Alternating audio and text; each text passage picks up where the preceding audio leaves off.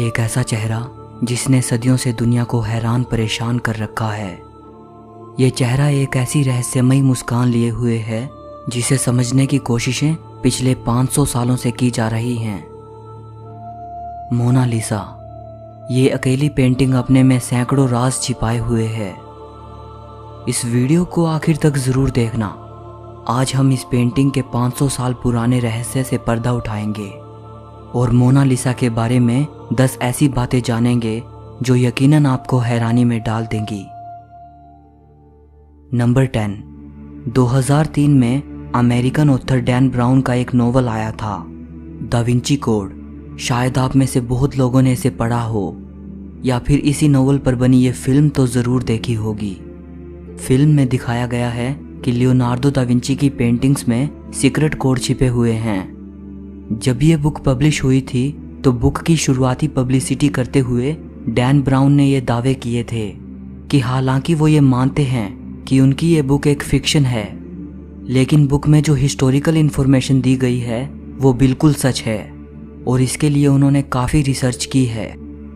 Dan brown की book की शुरुआत में ही एक पेज आता है जिस पर टाइटल लिखा है फैक्ट, और यहाँ भी डैन ब्राउन वही दावा कर रहे हैं। इस बुक और फिल्म दोनों का ही ईसाइयों ने काफ़ी विरोध किया। उन्होंने कहा कि ये बुक हिस्टोरिकली इनएक्यूरेट है। इसमें ईसाई धर्म के बारे में जो कहा गया है और यूरोपियन आर्ट के बारे में जो जानकारी दी गई है सब गलत है। लेकिन ऐसा नहीं है कि डैन ब्राउन की थ्योरी में हल्का सा भी सच नहीं है। समय समय पर ऐसे दावे होते रहे हैं कि दा विंची की पेंटिंग्स में सच में सीक्रेट कोड छिपे हुए हैं। 2010 में एक इटालियन आर्ट हिस्टोरियन सिल्वानो विंचेंती ने यह दावा किया कि मोनालिसा की आंखों पर बहुत छोटे अक्षर छिपे हैं जिन्हें मैग्नीफाइंग ग्लास के द्वारा ही देखा जा सकता है। उन्होंने बताया कि मोनालिसा की राइट आई पे LV लिखा है जिसका मतलब लियोनार्डो दा विंची हो सकता है, और लेफ्ट आई पे शायद CE या फिर B लिखा है। इसका मतलब क्या हो सकता है, सिल्वानो कहते हैं उन्हें भी नहीं पता। नंबर 9। बहुत से लोग ये मानते हैं कि दा विंची के मरने के बाद उनकी पेंटिंग मोनालिसा को दोनों साइड से थोड़ा थोड़ा काट दिया गया था, क्योंकि मोनालिसा की जो शुरुआती रेप्लिका हैं जो दा विंची के ही समय के दूसरे पेंटर्स ने बनाई थी उनमें दोनों तरफ पिलर दिखाई देते हैं, जबकि ओरिजिनल पेंटिंग में पिलर की सिर्फ एज नजर आती है। तो हो सकता है कि किसी ने पेंटिंग को दोनों साइड से थोड़ा थोड़ा ट्रिम कर दिया हो। लेकिन कुछ आर्ट हिस्टोरियंस ये कहते हैं कि ओरिजिनल मोनालिसा को किसी ने ट्रिम नहीं किया है, बल्कि जिन्होंने मोनालिसा की रेप्लिका बनाई थी उन्होंने अपनी तरफ से पेंटिंग में ये पिलर ऐड किए हैं। नंबर 8। क्या आपने कभी सोचा है कि इटली की सबसे मशहूर पेंटिंग मोनालिसा इटली में क्यों नहीं है? ये पेंटिंग फ्रांस कैसे चली गई? 1516 में दा विंची फ्रांस के राजा फ्रांसिस के इनविटेशन पर फ्रांस चले गए थे। वो मोनालिसा को भी अपने साथ ले गए और वहां अपनी पेंटिंग पर काम करते रहे। 1519 में दा विंची की फ्रांस में ही मृत्यु हो गई। इसके बाद मोनालिसा को दा विंची के स्टूडेंट सलाई को सौंप दिया गया। ये कहा जाता है कि सलाई ने ये पेंटिंग किंग फ्रांसिस को बेच दी। इसके बदले उन्हें 4000 सोने के सिक्के मिले थे।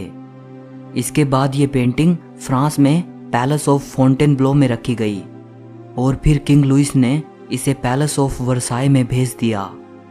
इसके बाद 1797 में फ्रेंच रेवोल्यूशन के दौरान मोनालिसा को पेरिस के लूव्र म्यूजियम में रख दिया गया। तब से लेकर आज तक ये वहीं रखी है। नंबर 7। इटली पूरी कोशिश कर रहा है कि उनकी ये पेंटिंग उनके देश में वापस आ सके। इटली के बहुत से लोगों का तो ये भी मानना है कि मोनालिसा को चुराया गया था, ना कि फ्रांस के राजा ने इसे खरीदा था। फ्रांस की सरकार इसे वापस ना लौटाने के 2 कारण बताती है। पहला तो ये कि पेंटिंग बहुत पुरानी हो चुकी है और बहुत नाजुक है, इसीलिए इसे कहीं भी ले जाना सही नहीं है।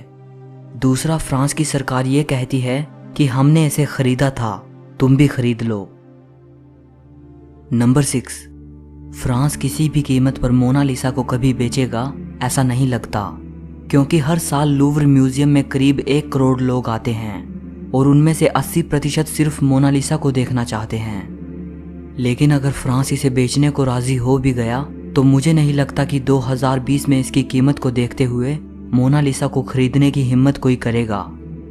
अगर इसे इंडियन रुपी में कन्वर्ट करें तो ये 64 अरब 45 करोड़ 63 लाख 50 हजार रुपीस बनते हैं। नंबर 5, 1530 में किंग फ्रांसिस ने यह डिसाइड किया कि मोनालिसा उनके बाथरूम की दीवार पर सही रहेगी और किंग फ्रांसिस ने इस पेंटिंग को अपने बाथरूम की दीवार पर लगवा दिया।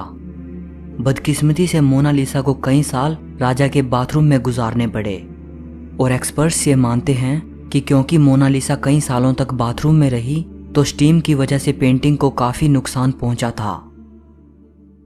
नंबर 4, दा विंची ने मोनालिसा पर 16 साल काम किया और इसके बावजूद भी वो इस पेंटिंग को पूरा नहीं कर पाए। जो बात दा विंची को दुनिया का सबसे बेहतरीन आर्टिस्ट बनाती है वो ये कि उन्हें अपने काम को लेकर हद से ज़्यादा पागलपन था। उन्होंने अपने लिए काम किया, वही किया जो उनका दिल चाहता था।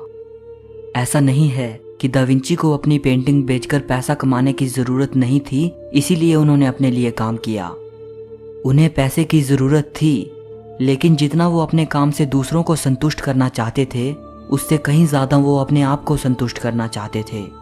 वो अपनी इंटेलेक्चुअल क्यूरियोसिटी को शांत करना चाहते थे। यही वजह है कि मोनालिसा पर इतने साल काम करने के बावजूद भी और इतनी अच्छी पेंटिंग बनाने के बावजूद भी उनकी नज़र में वो अधूरी ही थी। नंबर 3, 1963 में फ्रांस की सरकार ने मोनालिसा को 2 महीने के लिए यूएस भेज दिया, वहाँ के म्यूजियम्स में प्रदर्शित करने के लिए। 3 हफ्तों के लिए इसे national gallery of art museum में प्रदर्शित किया गया और 3 हफ्तों के लिए न्यूयॉर्क के मेट्रोपॉलिटन म्यूजियम ऑफ आर्ट में प्रदर्शित किया गया। एक व्यक्ति को सिर्फ 20 सेकंड्स का समय मिलता था मोनालिसा को देखने के लिए और आपको जानकर हैरानी होगी कि उस दौरान इतनी लंबी लाइन लगती थी कि इस पेंटिंग की एक झलक भर पाने के लिए एक एक व्यक्ति को 2-2 घंटे इंतजार करना पड़ता था। नंबर 2, मोनालिसा पर जो मैंने पहली वीडियो बनाई थी उस पर काफ़ी कमेंट्स आए थे कि हमें तो ये एक मामूली पेंटिंग लगती है, हमें तो इस पेंटिंग में कुछ खास नहीं लगता। लेकिन ऐसा नहीं है, ये सचमुच बेहद ख़ास पेंटिंग है और यकीनन दुनिया की सबसे बेहतरीन पेंटिंग है। मोनालिसा से पहले जो पोर्ट्रेट बनते थे वो सिंपल प्रोफाइल होते थे और काफ़ी अवास्तविक लगते थे। अब आप मोनालिसा के पोज को देखो, ये फ्रंट फेसिंग है और कितना वास्तविक लगता है। दा विंची के बाद बहुत सारे पेंटर्स ने उनके स्टाइल को कॉपी किया। एक बात पर ध्यान देना, इस पेंटिंग में ये औरत किस कदर जिंदा लग रही है, मानो अभी बात करने लगेगी। ये काम दा विंची ने एक रेयर टेक्निक से पॉसिबल किया था जिसे स्फुमाटो कहते हैं। इस टेक्निक में क्या होता है कि कलर्स को एक दूसरे में इस तरीके से ब्लेंड कर दिया जाता है कि ब्रश के निशान और आउटलाइंस को देख पाना बहुत मुश्किल है। यही वजह है कि इस पेंटिंग में ये औरत इतनी जीवित और रहस्यमयी नजर आ रही है। दा विंची ने एक और प्रिंसिपल का यूज किया था। उन्होंने इमेज को ज्यादा रियलिस्टिक दिखाने के लिए बैकग्राउंड से डिटेल गायब कर दी, सो बैकग्राउंड काफी विविड नजर आ रहा है, बिल्कुल वैसे ही जैसे हमारी आंखें रियल लाइफ में लैंडस्केप देखती हैं। अगर आप दा विंची से पहले की पेंटिंग को देखोगे तो उनमें आपको जितनी डिटेल फोरग्राउंड पर दिखेगी उतनी ही बैकग्राउंड पर दिखेगी। इसीलिए ये दूसरी पेंटिंग्स सुंदर तो हैं, डेकोरेटिव हैं, लेकिन बच्चों की किताबों के इलस्ट्रेशंस की तरह दिखती हैं। नंबर 1, इस पेंटिंग के बारे में सबसे बड़ा रहस्य ये है कि मोनालिसा कौन थी, ये कौन औरत थी जिसकी तस्वीर दा विंची ने इस पेंटिंग में उतारी है। कुछ लोग कहते हैं कि ये एक इटालियन महिला लीसा जियोकोंडो थी। कुछ ये मानते हैं कि ये दा विंची का सेल्फ पोर्ट्रेट है और दा विंची ने अपने आप को स्त्री के रूप में बनाया था। कुछ लोग ये कहते हैं कि इस पेंटिंग में दा विंची के स्टूडेंट सलाई की तस्वीर छिपी है। ये भी कहा जाता है कि शायद दा विंची ने ये अपने सीक्रेट लवर की तस्वीर बनाई है। इसके अलावा भी मोनालिसा की आइडेंटिटी को लेकर बहुत सारे अनुमान लगाए गए हैं, लेकिन सच क्या है ये जानने के लिए हम हिस्ट्री में 500 साल पीछे दा विंची के टाइम में चलते हैं। मोनालिसा के बारे में सबसे पुरानी जानकारी दा विंची के स्टूडेंट सलाई के निजी पत्रों से मिलती है। सलाई ने अपने पत्रों में लिखा है कि 1524 में उनके पास ला जियोकोंडा नाम की एक पेंटिंग थी जो दा विंची ने मरते वक्त उनको सौंपी थी। सलाई के पत्रों में मोनालिसा नाम का जिक्र कहीं नहीं मिलता। अब सवाल ये उठता है कि सलाई अपने पत्रों में जिस पेंटिंग की बात कर रहे हैं क्या वो मोनालिसा ही थी? 1550 में एक इटालियन आर्ट हिस्टोरियन जॉर्जियो वसारी ने दा विंची की बायोग्राफी लिखी थी। उसी बायोग्राफी में हमें सबसे पहली बार मोनालिसा ये नाम सुनने को मिलता है। वसारी ने लिखा है कि दा विंची ने फ्लोरेंस के एक व्यक्ति फ्रांचेस्को डेल जियोकोंडो की वाइफ मोनालिसा का चित्र बनाया था। इटालियन भाषा में मोना का मतलब मैडम और माई लेडी होता है। सो यहाँ वसारी कह रहे हैं कि दा विंची ने फ्रांचेस्को की वाइफ मैडम लीसा की पेंटिंग बनाई थी। अब बहुत से स्कॉलर ये कहते हैं कि वसारी की बातों पर आसानी से यकीन नहीं किया जा सकता, क्योंकि वसारी ने दा विंची की जो बायोग्राफी लिखी थी वो दा विंची के मरने के 31 साल बाद लिखी थी। तो हो सकता है कि वसारी के पास इस पेंटिंग के बारे में फर्स्ट हैंड इंफॉर्मेशन ना हो। 2005 में जर्मनी की हाइडेलबर्ग यूनिवर्सिटी के एक स्कॉलर ने एक 500 साल पुरानी किताब के अंदर एक छोटा सा हैंड रिटन नोट खोज लिया। ये नोट 1503 में लियोनार्डो दा विंची के ही समय के एक व्यक्ति अगोस्तिनो वेस्पुची ने लिखा था। दरअसल इस किताब के जिस पेज के साइड में वेस्पुची ने यह नोट लिखा था उस पेज पर एक बहुत पुराने ग्रीक पेंटर अपेलिस का जिक्र आता है और वेस्पुची दा विंची को अपेलिस से कंपेयर करते हैं। इस नोट में उन्होंने लिखा है कि 1503 में Leonardo da Vinci लीसा del Giocondo नामक औरत की पेंटिंग बना रहे थे। सो यहाँ हमें यह कंफर्म हो जाता है कि फ्लोरेंस के व्यक्ति फ्रांचेस्को डेल जियोकोंडो की पत्नी लीसा डेल जियोकोंडो ही मोनालिसा थी और लियोनार्डो दा विंची इसी औरत का चित्र बना रहे थे। सो अब ये रहस्य तो सुलझ गया है कि मोनालिसा कौन थी। लेकिन पेरिस के लूव्र म्यूजियम में जो ये दुनिया की सबसे मशहूर पेंटिंग रखी है जिसे सालों से हम मोनालिसा समझते आए हैं, क्या यही वास्तव में मोनालिसा है? नहीं, अभी कुछ ही साल पहले हमें एक ऐसी चीज मिली है जिसने एक और बड़ा रहस्य उजागर किया है।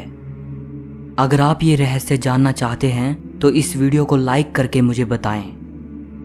और नए व्यूवर्स से मैं कहना चाहूँगा कि अगर आप ऐसी ही इंटरेस्टिंग वीडियोस देखना चाहते हैं तो चैनल को सब्सक्राइब करके घंटी को ज़रूर दबाएं। इससे मेरी नई वीडियो का नोटिफिकेशन आपको मिलता रहेगा।